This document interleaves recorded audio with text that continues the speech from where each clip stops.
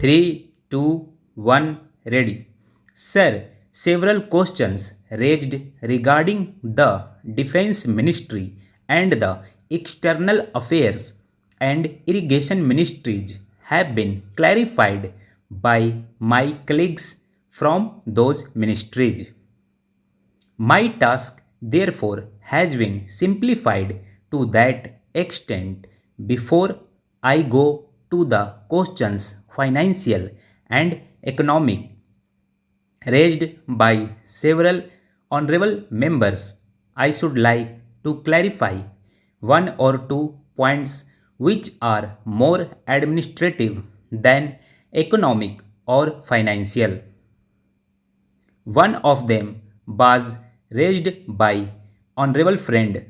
He raised the question about the recruitment by the assistant superintendent's departmental competitive examination and particularly about the examination held in 1960. He said that about rupees 6 lakhs were spent for the 1960 examination and later it was declared that no vacancies were available. He therefore suggested that a definite procedure should be there and the examination should be held according to the vacancies declared in advance and all persons who have qualified in that examination should be eligible for promotion or for appointment. Sir, I do not know whether the honorable member knows how these vacancies are filed. He probably refers to the section officers grade in the Central Secretariat Service.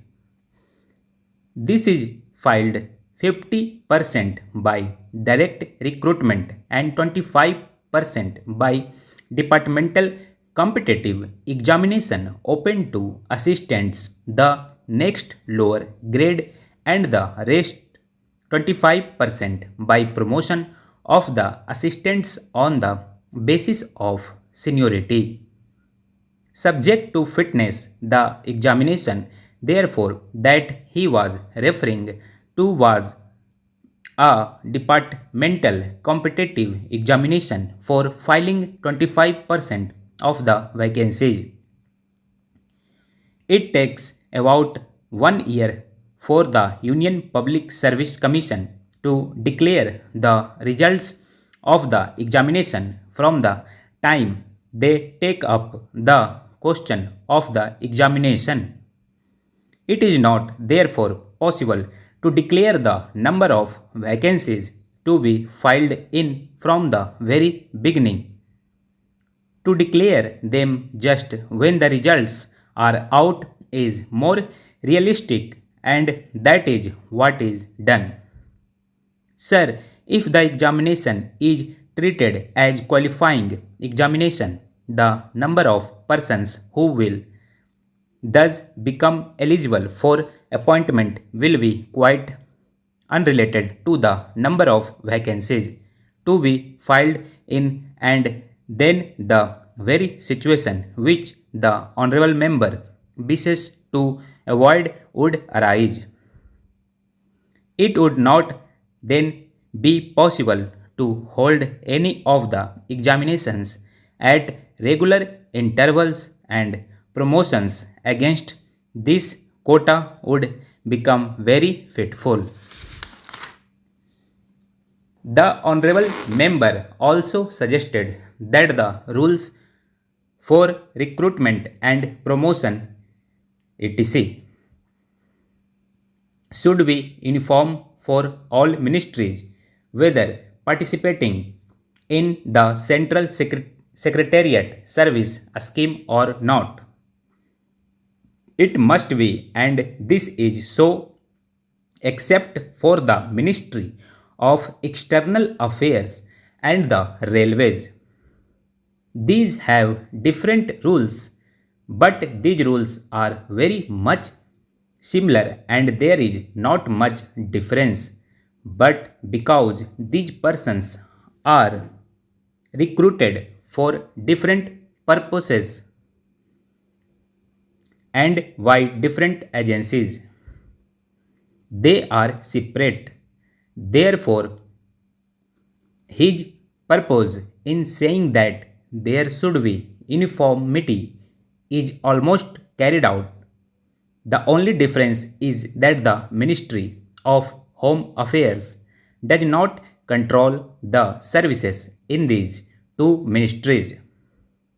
Then, sir, questions were raised about backward areas and the backward states, and also about the city of Kolkata.